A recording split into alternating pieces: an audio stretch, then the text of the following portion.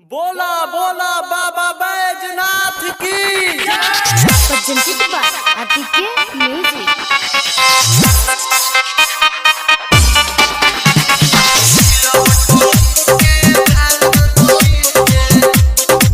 Gold Recording Studio, Luxor. DJ Vikas, Aditya.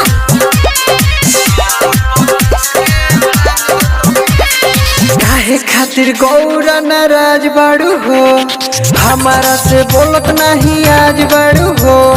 देख हम अभिले भूखाइल बानी हो, भंगिया के झोला हम लाइल बानी हो। सिलवट पर घिस के भांग दो तो पीस के भला कंट रहल गौरा अपना तू खीस के। काहे खातिर गौरा नाराज बाड़ू हो, हमारा से बोलत नहीं आज बाड़ू हो।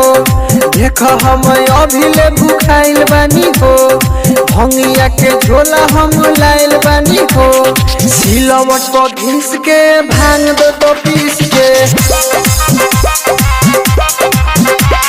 भला कंट रहल गौरा अपना तू खीस के।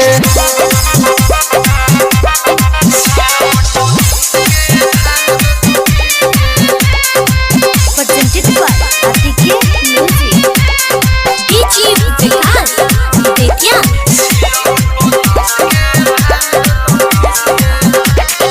भोरही से हम हो लगैले भनिया, सुन गौरा होत नइखे अब भारदा। कौन हो गौरा पैया लगा द, भंगिया के बदले में तिलम पिया द। सिलवट पर घिस के भांग दो तो पीस के भला कंट रहल गौरा अपना तू खीस के। काहे खातिर गौरा नाराज बाड़ू हो, हमारा से बोलत नहीं आज बाड़ू हो। देख हम अभिले भूखाइल बानी हो, भंगिया के झोला हम लाइल बानी हो। सिलवट पर घिस के भांग दो तो पीस के भला कंट रहल गौरा अपना तू खीस के।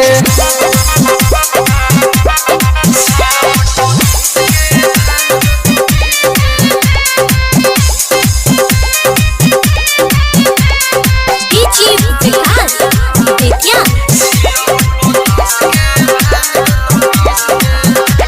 भंगिया के शुरू से अदती हवा लागल, मेवा मिश्री मानावा से सुन बाटे भागल। भवि शंकर जलावा चढ़ावे अइले हो, अरविंदा खासावा के साथे लइले हो। सिलवट पर घिस के भांग दो तो पीस के भला कंट रहल गौरा अपना तू खीस के। काहे खातिर गौरा नाराज बाड़ू हो, हमारा से बोलत नहीं आज बाड़ू हो। देख हम अभिले भूखाइल बानी हो, भंगिया के झोला हम लाइल बानी हो।